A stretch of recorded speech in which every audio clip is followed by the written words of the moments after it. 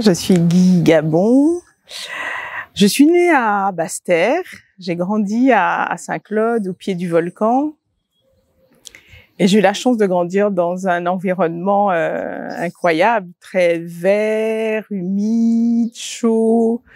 Et puis la présence du volcan, je pense, m'a toujours habitée. J'ai toujours trouvé qu'il y avait sous mes pieds une énergie qui m'a toujours portée.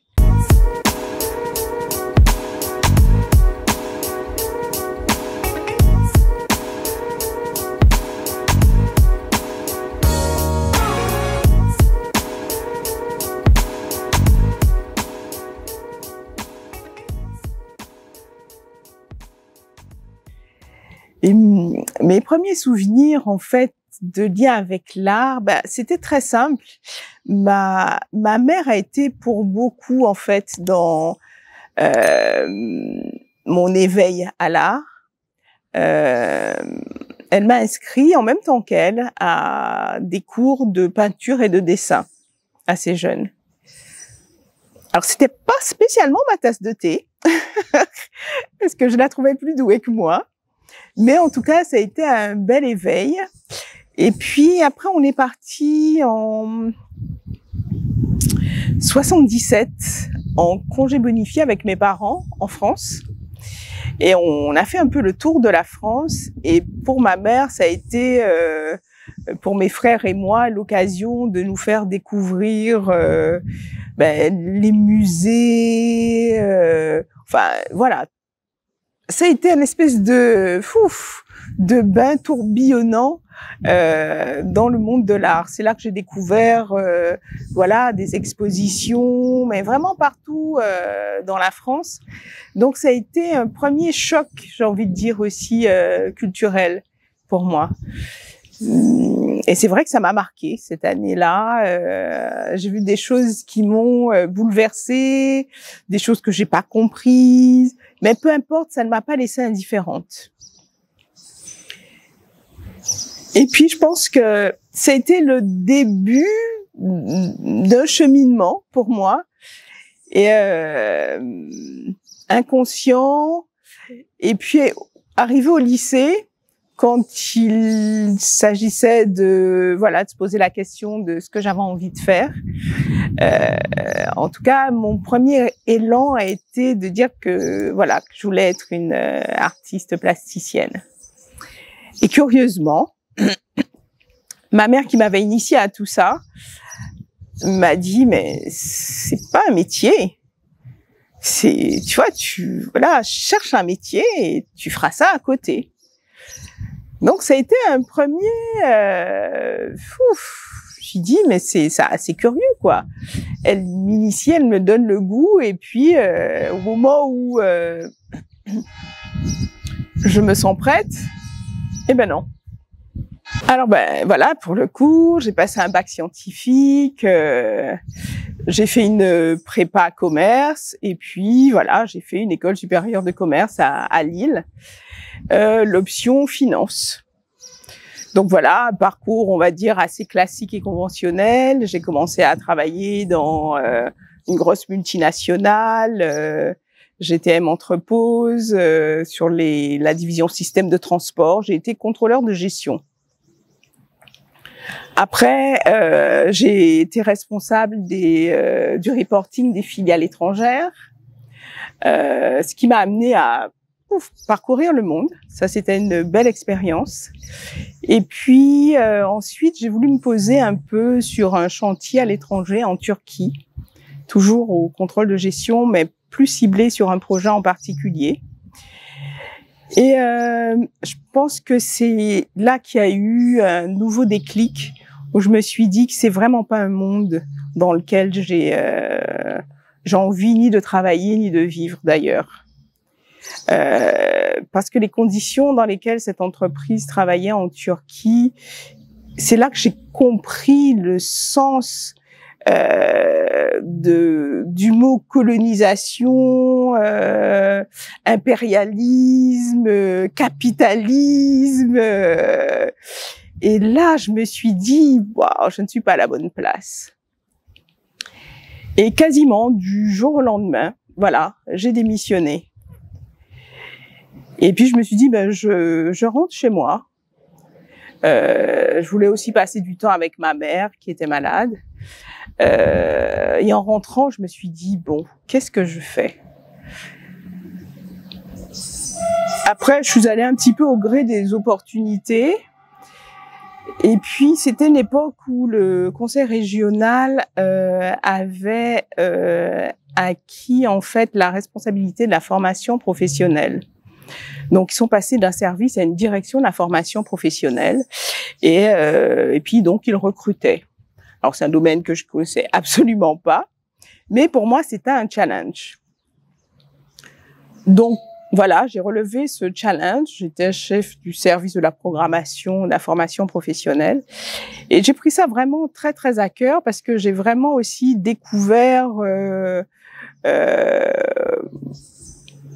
voilà un champ que je ne connaissais pas, la formation professionnelle, et tout ce que ça pouvait aussi amener dans le monde à la fois économique, dans l'économie, mais aussi individuellement pour les gens. Pourquoi c'était important aussi de se former, d'être formé, de continuer à se former dans la vie, et qu'on ne devrait pas forcément se contenter que d'un champ.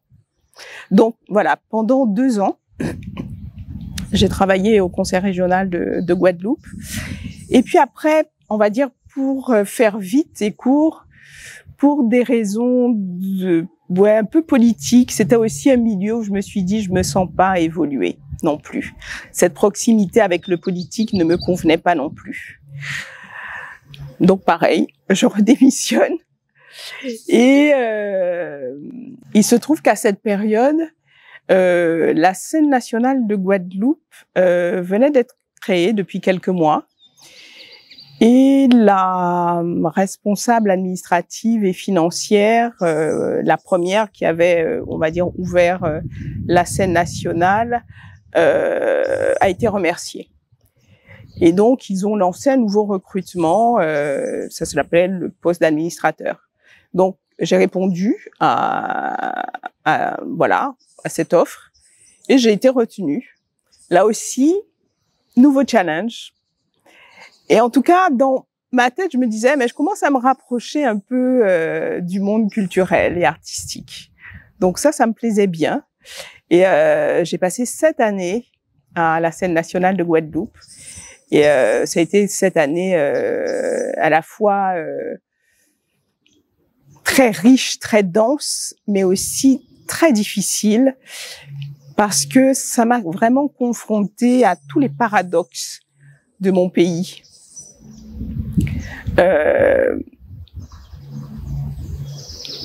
Notre rapport à l'art, à la culture, notre rapport au management des hommes, mais en même temps, ça m'a ouvert tellement d'horizons qui... voilà, j'ai rencontré des artistes venant du monde entier. C'était voilà, ça a été aussi une belle bouffée d'oxygène, même si le quotidien était parfois difficile. Mais en tout cas, les choses étaient en marche quelque part dans ma tête, inconsciemment au début, et puis au bout de la 5e année, je suis allée un peu plus sur la dimension artistique, la coordination du projet artistique. Donc je commençais à me rapprocher un peu, on va dire, de mon axe. Et puis voilà, là aussi après une espèce de concours de circonstances où on va dire tous les paradoxes d'une scène nationale en Guadeloupe qui avait été déposée là sans préparation, sans... Voilà, je veux dire, on implante une scène nationale dans un pays qui n'a pas de conservatoire, qui n'a pas d'école d'art. Voilà, donc ça faisait un peu... Donc, on sentait qu'il y avait quelque chose, il manquait des maillons, en fait. Et puis, à un moment, bon, ça a un peu, cette situation a un peu explosé à la figure un peu de tout le monde. Et puis, dans la façon dont, à l'époque, ça a été géré par un conseil d'administration qui pour moi, qui n'a pas compris où on se situait, où était l'enjeu, en tout cas, artistique et culturel dans nos territoires, et qu'on ne pouvait pas être une simple photocopie, copier-coller d'une scène nationale lambda de France, et qu'il fallait impérativement qu'on crée notre propre modèle, parce qu'on n'avait pas la même histoire, on ne partait pas du même endroit. Bon, ça n'a pas été compris à ce moment-là, donc voilà, j'ai démissionné, et là je me suis dit, le moment est venu de réaliser mes rêves. Alors, malheureusement, il y a eu une concordance assez étrange et très troublante pour moi. J'ai perdu ma mère à ce moment-là.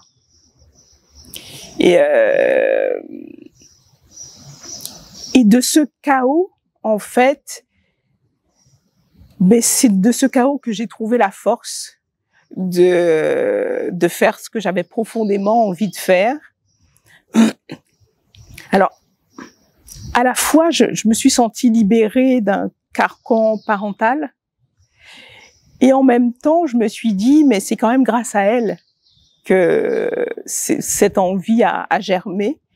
Et donc voilà, j'ai décidé de me lancer corps et âme dans ce que j'avais envie de faire. Alors, par quelle boule prendre? J'étais plus sensible aux arts appliqués. Donc, je suis partie en fait en France, voilà, faire des études plutôt d'art appliqué. Après, j'ai découvert le land art. Ça m'a beaucoup plu. J'ai eu l'occasion de faire des stages avec des artistes de land art.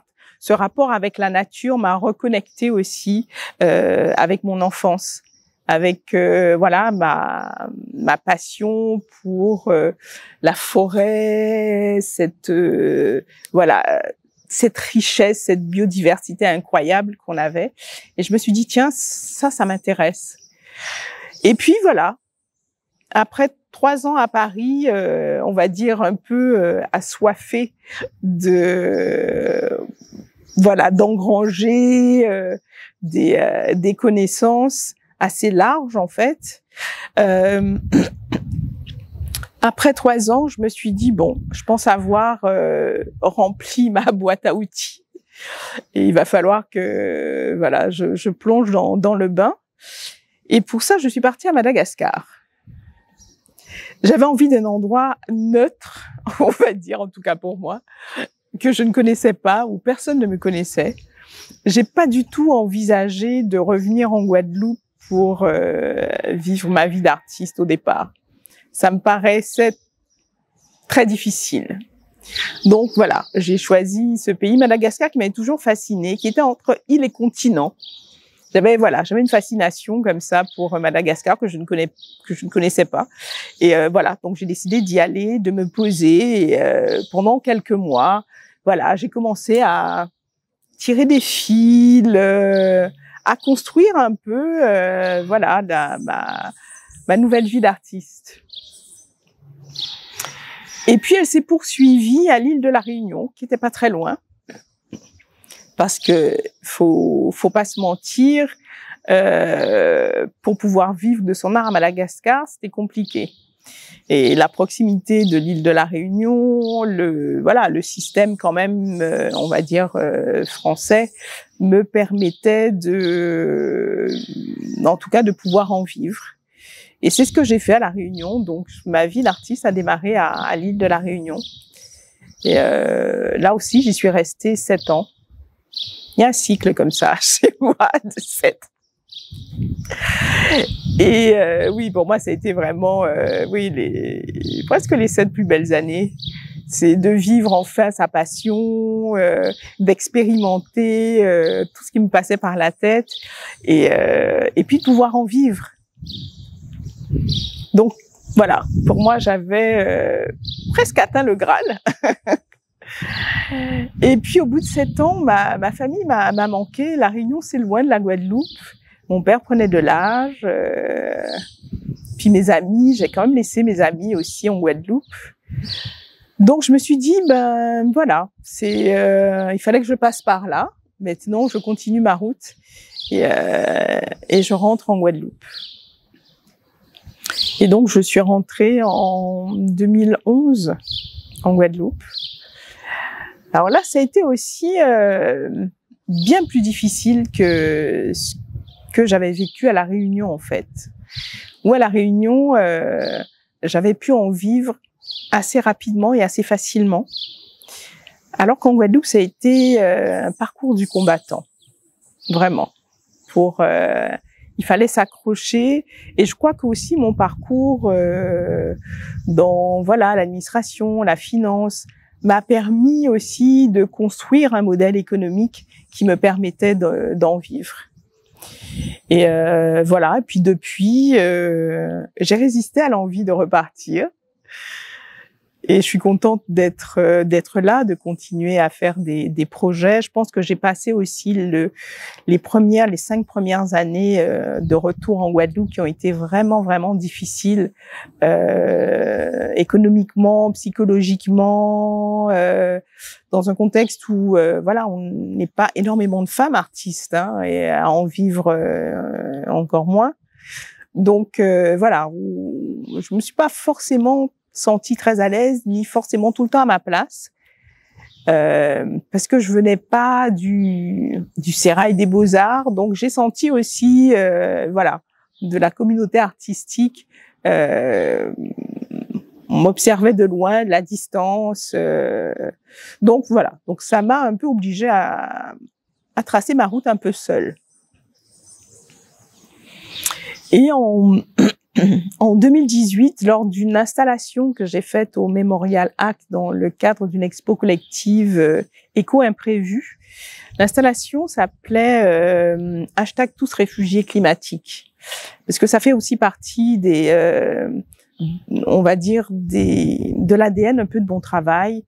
Les questions environnementales, écologiques sont pour moi vraiment au cœur du monde d'aujourd'hui. Et nous, artistes, nous avons un rôle à jouer, tantôt d'alerte, mais ça peut être aussi ouvrir un peu les champs des possibles, aller à la rencontre de ceux qui font aussi des choses qui sont parfois isolées. Donc, voilà, tout ça m'avait amené à imaginer cette installation, parce que je trouvais que dans notre île, on avait l'impression qu'on était à l'abri de tout ça, alors que nous sommes une petite île extrêmement vulnérable à énormément de risques. Donc, c'était un petit peu un rappel, un appel pour se dire qu'il ne faut pas qu'on oublie que demain, c'est peut-être nous, en fait, les prochains réfugiés climatiques. Et à ce moment-là, Myriam Soulange et Anne Meyer qui sont deux chorégraphes, préparaient une pièce chorégraphique qui s'appelait Youé. Et elles étaient aussi au MACT en création. Et elles étaient vêtues de jeans et de kawaii bleu, ce qui constituait en fait les mêmes éléments que mon installation. Donc, qui était une mer de 600 jeans et des personnages face à la mer qui étaient habillés de kawaii bleu. Et donc, elles sont tombées sur l'installation et se sont dit, ce serait pas mal de rencontrer, l'artiste. Et c'est comme ça qu'on s'est rencontrés en 2018 et qu'on ne s'est plus quittés, parce qu'on a eu envie, en fait, d'imaginer une œuvre pluridisciplinaire, plastique et chorégraphique, qui croisait ces deux récits. Et c'est ce qu'on a fait. Et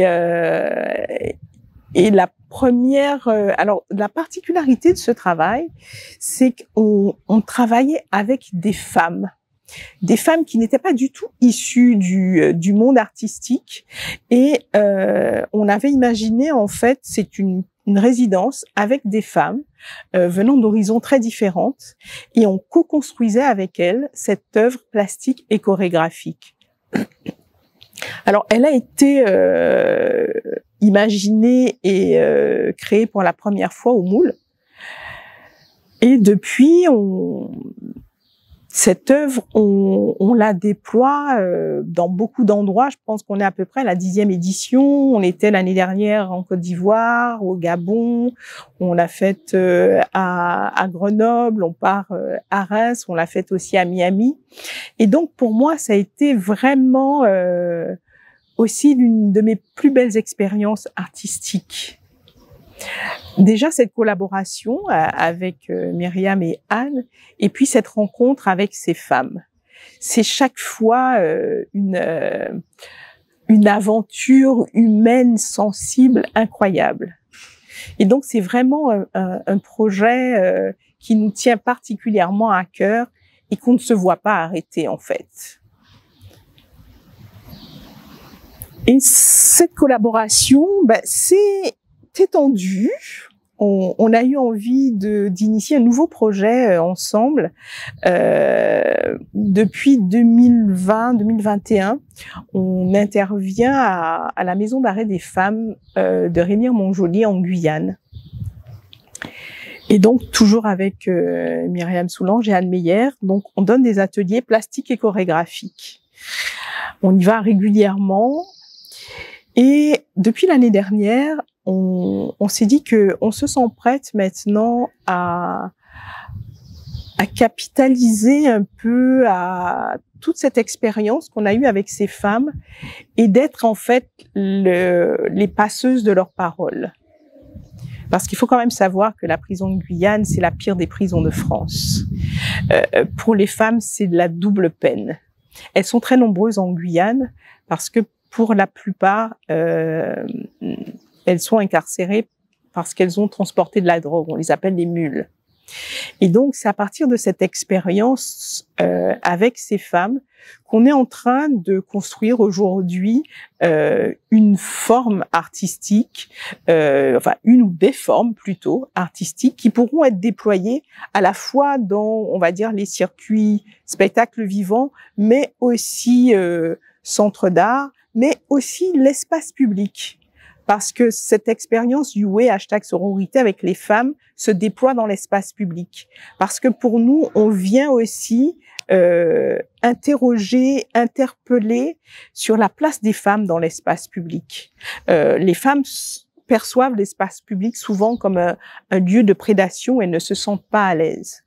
Et donc cette pièce, You #sororité, vient questionner en fait comment on pourrait se sentir plus à l'aise dans l'espace public. C'est en faisant sororité en fait. En étant ensemble, reliés, on est plus forte. Donc voilà, la question des femmes, du droit des femmes, de la place des femmes dans la société, dans le monde, dans l'art, on va dire, c'est le deuxième ADN de mon travail artistique. Mon engagement, mon implication sur les droits des femmes, les violences à l'encontre des femmes, forcément a une origine très intime. Ça a été inconscient au départ. Et puis un beau jour, j'ai réalisé que j'ai compris d'où ça me venait. C'est parce que j'avais vécu une expérience de violence, mais que j'avais totalement, relégué au fin fond de moi. Et puis ça m'est revenu au visage et j'ai compris pourquoi je le faisais, pourquoi ça me tenait à cœur. Et c'est avant tout un engagement, on va dire, oui, citoyen, un engagement féministe aussi, parce que oui, les femmes n'ont pas la place qu'elles devraient avoir dans notre société. Il y a une forme de banalisation, de l'invisibilisation des femmes dans notre société. Tout le monde trouve ça presque normal. Alors, on nous voit, mais en fait, c'est ça le piège. On est là, mais on est invisible, alors qu'on représente plus de 50% de l'humanité. Et ça, c'est dans le quotidien, en fait. C'est dans à la fois des petites choses, mais nous vivons dans une société patriarcale. Et même nos sociétés, on va dire, caribéennes, matrifocales, on a beaucoup parlé de cette femme potomitan, mais c'est un nuage de fumée, c'est pour nous enfumer, ça. On est potomitan de rien du tout. On vit dans une société patriarcale. On nous a fait croire que on détenait. Non, pas du tout. Dans la réalité, c'est pas du tout ça. Dans le monde du travail, dans le monde de l'art, la proportion de femmes artistes dans le monde, c'est pas qu'ici. Donc, pour moi, c'est un vrai combat. Même si des choses avancent, mais on part de tellement loin que voilà, là pour moi, il faut vraiment que ça devienne une lame de fond, que les jeunes générations, que nos filles prennent aussi ce combat à bras le corps, parce que je reste persuadée que la société de demain pourrait être plus juste, plus humaine, si on laissait les femmes prendre leur place, parce qu'elles ont une autre façon, nous avons une autre façon d'habiter le monde. Nous avons un autre regard sur le monde.